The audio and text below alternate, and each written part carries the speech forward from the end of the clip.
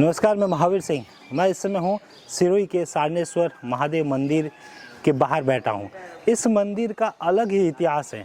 इतिहास इसका हज़ारों साल पुराना है और दिल्ली के जो अलाउद्दीन खिलजी जो शासक थे उससे जुड़ा हुआ है।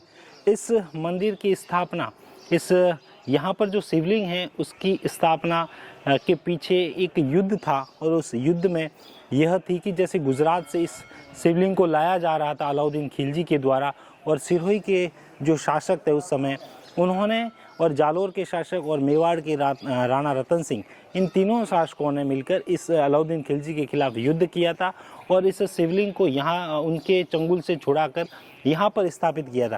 तो आज मैं आपको इस मंदिर के इतिहास से रूबरू करवाता हूँ और जानते हैं कि इस मंदिर के इतिहास के पीछे क्या ऐतिहासिक घटना है और इस मंदिर का क्या महत्व है। सारनेश्वर महादेव मंदिर के इतिहास की बात करने से पहले मैं आपको लिए चलता हूँ उस समय जब 1206 में सिरोही की स्थापना हुई थी। सिरोही के तीसरे शासक थे विजयराज, जिनका कार्यकाल 1250 से 1311 ईस्वी तक रहा। उनके शासनकाल में साल 1298 में दिल्ली का शासक अलाउद्दीन खिलजी ने गुजरात के सोलंकी साम्राज्य को समाप्त किया और सिद्धपुर स्थित सोलंकी सम्राटों की ओर से निर्मित विशाल रुद्रमाल के शिवालय को ध्वस्त किया और शिवलिंग को निकालकर खून से लथपथ गाय के चमड़े में लपेटकर जंजीरों से हाथी के पांव में बांधकर घसीटता हुआ दिल्ली के लिए रवाना हुआ।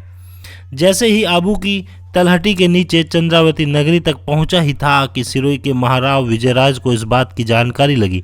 उन्होंने एक पत्र अपने भतीजे जालोर के शासक कान्हड़देव सोनगरा को भेजा और दूसरा अपने समधी मेवाड़ के महाराणा रतन सिंह को, जिसमें लिखा कि मरने के लिए इससे सुयोग्य अवसर कभी नहीं मिल सकता। कान्हड़देव अपनी सेना के साथ उपस्थित हुए। महाराणा रतन सिंह ने अपनी सेना भेजी। इसके बाद सिरनवा की पहाड़ी में युद्ध हुआ और अलाउद्दीन खिलजी को हार का सामना करना पड़ा। इसके बाद सिरनवा की पहाड़ी में ही इस शिवलिंग की स्थापना की गई, परंतु 10 महीने बाद एक विशाल सेना को तैयार कर अपना बदला लेने के लिए खिलजी ने 1299 ईस्वी में सिरोही पर आक्रमण किया।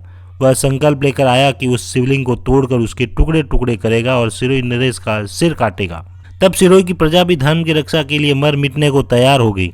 कहते हैं कि इस भीषण युद्ध में ब्राह्मणों ने अपना इतना बलिदान दिया कि 1.25 मन जनेब उतरी थी और रेबारी जाति के लोगों ने सिरनवा पहाड़ के हर पत्थर और पेड़ के पीछे खड़े रहकर गोफन के पत्थरों से खिलजी सेना पर ऐसा प्रहार किया कि उसे पराजित होना पड़ा। इसके बाद खिलजी ने सिरोही की तरफ कभी नहीं देखा।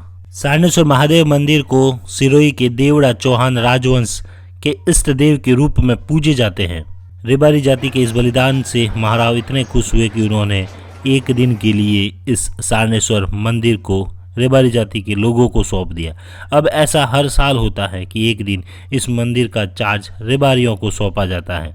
आज यह आसपास के गांवों के लोगों के लिए काफ़ी धार्मिक स्थल है। यहाँ पर काफ़ी लोगों की आस्था जुड़ी है और कहते हैं कि इस मंदिर में सच्चे दिल से कोई मन्नत मांगता है तो उसकी यह सारनेश्वर महादेव उसकी मन्नत ज़रूर पूरी करते हैं। चारों तरफ विशाल परकोटे और एक पहाड़ पर बना यह मंदिर किसी महल से कम नहीं लगता और बीच में विराजे हैं सारनेश्वर महादेव। इसी मंदिर के एक मुख्य द्वार है और जहां से अंदर प्रवेश करते ही आपको नज़र आएगी कुछ स्टॉलें जहां पर आपको प्रसाद इत्यादि मिलेगी। इसके अंदर मुख्य द्वार पर 2 विशाल हाथी हैं और एक विशाल द्वार है। जैसे ही अंदर प्रवेश करते हैं आपको लगता है किसी ऐसे पवित्र स्थान पर आए हैं जहां आत्मा की शांति और मन की शांति मिलती है। यह सफ़ेद पत्थरों से बना मंदिर वाकई इतने सालों पुराना होने के बावजूद आज भी पूरी तरीके से नवनिर्माण के जैसा लगता है। यहाँ पर पांडवों की ओर से स्थापित किए गए शिवलिंग भी हैं। कहा जाता है कि पांडवों ने यहाँ पर कुछ समय गुजारा था और इसी एक पेड़ के नीचे उन्होंने शिवलिंग की स्थापना की थी जहाँ वे पूजा करते थे।